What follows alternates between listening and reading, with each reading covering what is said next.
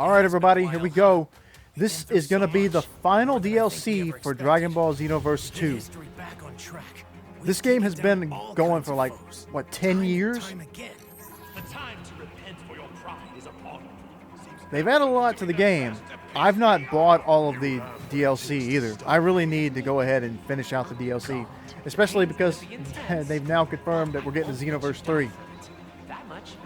But let's see, how are they going to end this game? Pretty soon, we'll be gone. We'll be gone. History, the future, protect it all. Future Saga. I wonder if they're going to use this DLC as like a... Oh boy. I wonder if they're going to try to like bridge this story into... Whoa, everybody's joining up. I wonder if they're going to try to bridge the end of this game with the next. That'll be interesting. Look at all this. I wonder who the final opponent will be. Will it just be Fu?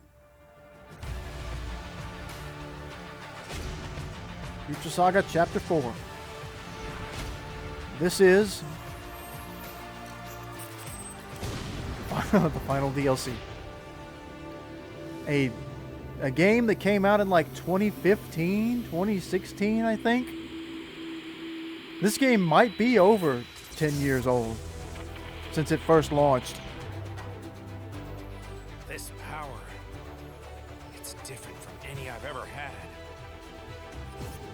Think you can keep up? What is this? Feel free to try. The last patrol begins. Okay.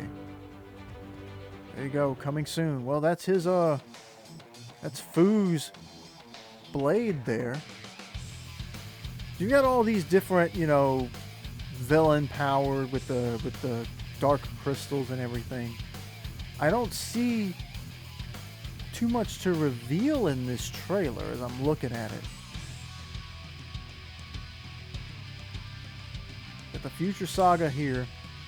It looks like the story is going to be that the Supreme Kai of Time has been taken over by one of these dark crystals, which makes me wonder, is she going to get a new form too? I know that in the card game in Super Dragon Ball Heroes, there's a more powerful version of her.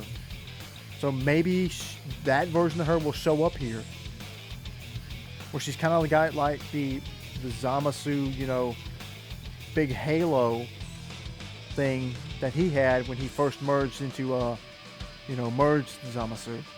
But looks here, all the villains are coming back, including the evil versions of Android 17 and 18. Let's see, we got his whole, like, the whole squad is showing up. Who do I see here? We got Tapion here. There's Kale in the background. There's Caulifla, Tien, Yamcha. They got Yamcha here. Oh my god, it's Tien! I guess Krillin wasn't busy though this time because there he is. Yamcha, Dispo, Kaba, and Pikkon all here. So I wonder how this is going to play out. Where they've got this whole, like, all of our allies, all of our friends. It's like they're... I hate to do this because, you know, not that long ago, Fortnite had their big, you know, 0 hour event. And they had all kinds of characters show up. And, you know, people say, oh, this is Endgame. They're literally doing Avengers Endgame. Where, you know, started off with, like, Godzilla warping in, and Iron Man, the Invincible characters, Ninja Turtles, Scooby-Doo, Superman. A bunch of characters warped in, and it was like, this is our Endgame.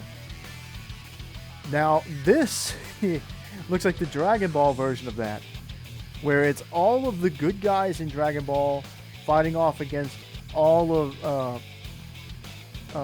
taking on all of the villains of Dragon Ball.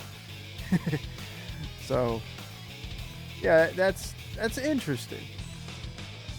You know. So I wonder how a battle like that will, like, you know, play out. Will it be cinematic? I mean, of course there's going to be gameplay, but you know, there could be some pretty cool fight moments, you know, by taking certain characters that never met and letting them fight each other here. You know, we could see some interesting fantasy matchups that we've never seen before in Dragon Ball before, and in any other like Dragon Ball game or anything. Here's Fu. I'm imagining he's gonna get a new transformation. Now there was one more shot, if I can find it, where something is clearly happening here. This blue power, and he's getting a new form. It looks kind of like Ultra Instinct, but I'm not sure, because I think both Ultra Instinct and the original Ultra Instinct, the true Ultra Instinct, and then Ultra Instinct Sign, I think are both in the game now. So this must be some kind of more divine version of Ultra Instinct, if I had to guess. Something exclusive to this game. But we don't really get a whole like list of like any new characters aside of that. But yeah. So I don't know what else to say, because Dragon Ball Xenoverse has been around for so long, and like I said, I haven't bought all of the DLC for it.